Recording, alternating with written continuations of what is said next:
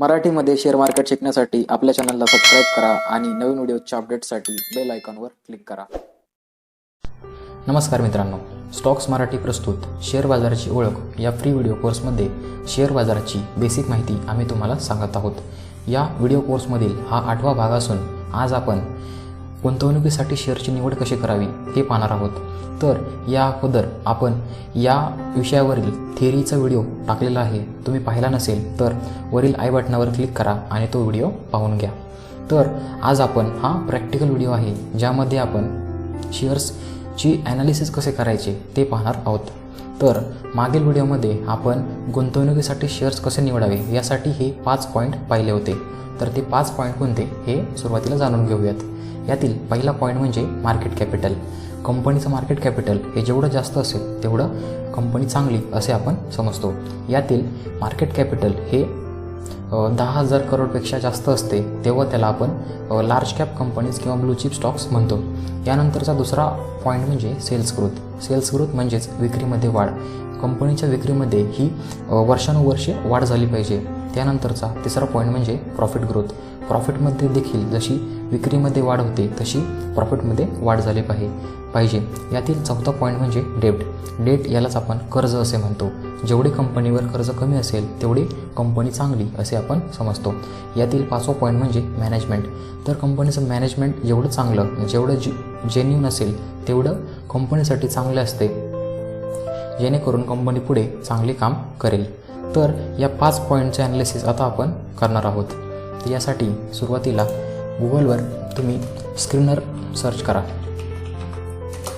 तर screener.in ही या वेबसाईटचं नाव आहे. येथे आल्यानंतर सुरुवातीला तुम्ही या वेबसाईटवर लॉग इन करा. म्हणजेच तुम्हाला असा विंडोज भेटेल. यामध्ये तुम्ही लॉग इन केल्यानंतर इथे टूल्स या ऑप्शनवर क्रिएट अ स्टॉक स्क्रीन यावर क्लिक करा. तर आता आपण हे 5 पॉईंट पाहिले आहेत. यानुसार आपण इथे एक क्वेरी रन करणार आहोत. तर यातील पहिला पॉईंट होता मार्केट कॅपिटल. तर आपण इथे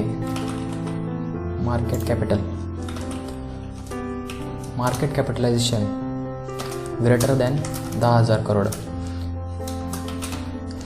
दुसरा पॉईंट यातील सेल्स ग्रोथ. सेल्स ग्रोथ म्हणजे कंपनीच्या विक्रीमध्ये वाढ.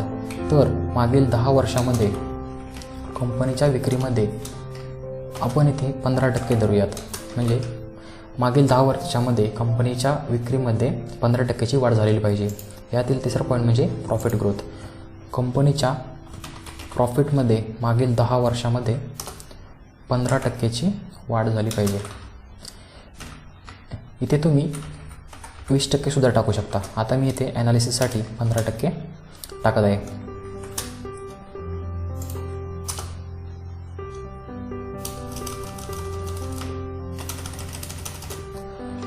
यानंतरचा पॉईंट म्हणजे डेट. डेट म्हणजेच कर्ज. तर कंपनीवर कर्ज हे कमीत कमी असलेले कधीही चांगले. यासाठी आपण डेट टू इक्विटी रेशो घेत आहोत. हा रेशो हा 1पेक्षा कमी पाहिजे. आणि यातील 5वा ऑप्शन म्हणजे मॅनेजमेंट. तर यामध्ये आपल्याला मॅनेजमेंटचं ॲनालिसिस करता येत नाही. ते आपल्याला कंपनीचे ॲन्युअल रिपोर्ट तसेच कंपनीचे बोर्ड ऑफ डायरेक्टर यांचा अभ्यास करून कळेल. आणि यात शेवटचा पॉईंट म्हणजे PE रेशो. तर कंपनीचा PE रेशो हा 20पेक्षा कमी पाहिजे. तर अशा प्रकारे आपण या 5 पॉईंटच्या माध्यमातून ही एक स्क्रीन तयार केलेली आहे. म्हणजे आपली क्वेरी तयार केलेली आहे. आता या क्वेरीला रन करूयात. या क्वेरीला रन केल्यानंतर आपल्याला रिझल्ट भेटतील. तर इथे 4 कंपन्या ज्या आपण टाकलेल्या क्वेरीमध्ये बसत आहेत त्यांची लिस्ट आलेली आहे. तर आता आपण यातील पहिली कंपनी पाहूयात. जेव्हा तुम्ही त्या कंपनीवर सिलेक्ट कराल तेव्हा तुम्हाला अशी विंडोज भेटेल. यामध्ये सुरुवातीला या कंपनी नक्की काय करते याची तुम्हाला थोडीशी माहिती दिलेली आहे. जसे की एक्झॅवेअर technology is engaged in information technology consulting, software development and business process services. म्हणजे हीच company information technology consulting, software development आणि बिझनेस प्रोसेस सर्व्हिसेस या क्षेत्रामध्ये काम करते. यानंतर इथे तुम्हाला कंपनीची बेसिक माहिती दिलेली आहे. यातील मी काही पॉईंट्स तुम्हाला सांगतो. यातील पहिला पॉईंट म्हणजे मार्केट कॅपिटल. कंपनीचं मार्केट कॅपिटल हे 12,522 करोड आहे. यानंतरचा ऑप्शन म्हणजे प्रमोटर होल्डिंग. तर प्रमोटर होल्डिंग हे जेवढे जास्त असेल तेवढे कंपनीसाठी चांगले असते. कारण कंपनीचा मॅनेजमेंटच्या निर्णयावर जास्त इन्फ्लुएन्स असतो. यानंतरचा महत्त्वाचा पॉईंट म्हणजे डेट टू इक्विटी. कंपनीवरील कर्ज हे जेवढे कमी असेल तेवढे चांगले. इथे 0.27 म्हणजे आपण 1पेक्षा कमी आहे, त्यामुळे चांगला ऑप्शन आहे. यानंतरनं खूप महत्त्वाचा पॉईंट म्हणजे प्लेज पर्सेंटेज. प्लेज पर्सेंटेज म्हणजे कंपनीच्या प्रमोटरने घेतलेल्या शेअर्सवर कोणत्याही प्रकारचे लोन किंवा कर्ज घेतलेले असते, तर इथे 0 आहे, म्हणजेच ही एक चांगली कंपनी आहे. आणि कंपनीचा PE रेशो, तर या कंपनीचा PE रेशो हा 18.45 आहे आणि या क्षेत्रातल्या टोटल इंडस्ट्रीजचा म्हणजे टोटल कंपनीचा PE रेशो हा 18.13 आहे. म्हणजेच कंपनी ही इंडस्ट्रीपेक्षा जास्त रेटने ग्रोथ करत आहे, तर ही एक चांगली कंपनी आपण समजू शकतो. यानंतरनं कंपनीचा बेसिक चार्ट तुम्हाला इथे पाहायला मिळेल. तिथे खाली आल्यानंतरनं कंपनीचे प्रोज अँड कॉन्स म्हणजेच कंपनीच्या चांगले गोष्टी काय आहेत आणि वाईट गोष्टी काय आहेत या तुम्हाला इथे थोडक्यात सांगण्यात येईल, जेणेकरून तुम्हाला तुमचं ॲनालिसिस करताना अजून सोपं जाईल. परत खाली आल्यानंतरनं इथे तुम्हाला पिअर कंपॅरिझन म्हणजेच त्या क्षेत्रामध्ये अजून कोणकोणत्या कंपन्या आहेत त्यांची नावं इथे तुम्हाला भेटेल. जसे की Oracle financial services, Mphasis, L&T technologies, Coforge अशा 7 कंपन्या इथे आहेत. तुम्ही यामध्ये या 7 कंपन्यांचं सुद्धा ॲनालिसिस करून मग योग्य ती कंपनी निवडू शकता. यानंतरनं कंपनीचे क्वार्टरली रिझल्ट्स, मागील काही वर्षांचे क्वार्टरली रिझल्ट तुम्हाला इथे पाहायला मिळतील. तर इथे आपल्याला सप्टेंबर 2017 पासून जून 2020 म्हणजे मागील क्वार्टरपर्यंतचा क्वार्टरली रिझल्ट्स आहेत. क्वार्टरली रिझल्ट्स म्हणजेच तिमाहीचे निकाल. यानंतरचा प्रॉफिट अँड लॉस स्टेटमेंट, तर इथे कंपनीचा प्रॉफिट अँड लॉस स्टेटमेंट तुम्हाला पाहायला मिळेल. हा डेटा तुम्हाला कंपनीच्या ॲन्युअल रिपोर्टमध्ये सुद्धा भेटेल, पण इथे तुम्हाला फ्रीमध्ये अवेलेबल आहे, तर इथे तुम्हाला ॲनालिसिस करायला सोपे जाईल. यानंतरचा ऑप्शन म्हणजे बॅलन्स शीट आणि तसेच कॅश फ्लो.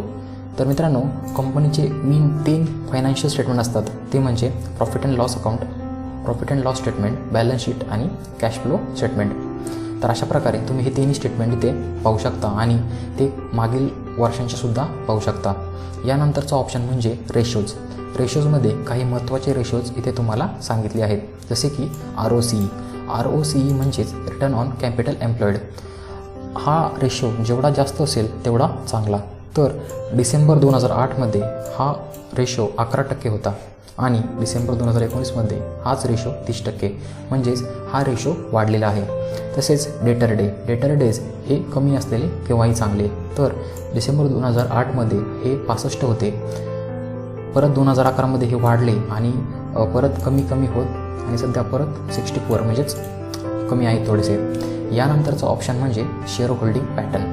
तर कंपनीचे शेअर होल्डर्स कोण आहेत हे तुम्हाला इथे पाहायला मिळतील. तर इथे कंपनीचे प्रमोटर सप्टेंबर 2017मध्ये 71.25% होते आणि तेच आत्ता जून 2020मध्ये 62.34% आहेत. तसेच तुम्हाला हे प्रमोटर नक्की कोण आहेत ते पाहण्यासाठी इथे प्लस या चिन्हावर क्लिक करा, ते तुम्हाला त्या कंपनीचे मेन प्रमोटर कोण आहेत ते तुम्हाला पाहायला मिळेल. यानंतरचा ऑप्शन म्हणजे रिसेंट अनाऊन्समेंट. तर कंपनीने रिसेंटमध्ये कोणकोणत्या अनाऊन्समेंट केलेल्या आहेत त्या तुम्हाला इथे पाहायला मिळतील. आणि मॅनेजमेंट ॲनालिसिस करण्यासाठी तुम्हाला फायनान्शियल स्टेटमेंट म्हणजेच ॲन्युअल रिपोर्ट्स देखील तुम्हाला मागील सर्व वर्षांचे इथे पाहायला मिळतील. ॲन्युअल रिपोर्ट्समध्ये तुम्हाला हे सर्व माहिती तसेच कंपनीचे बोर्ड ऑफ डायरेक्टर्स यांबद्दल, त्यांचे रेव्हेन्यू काय आहे, त्यांचं कॉम्पेन्सेशन काय आहे, हे सर्व माहिती तुम्हाला तिथे भेटेल.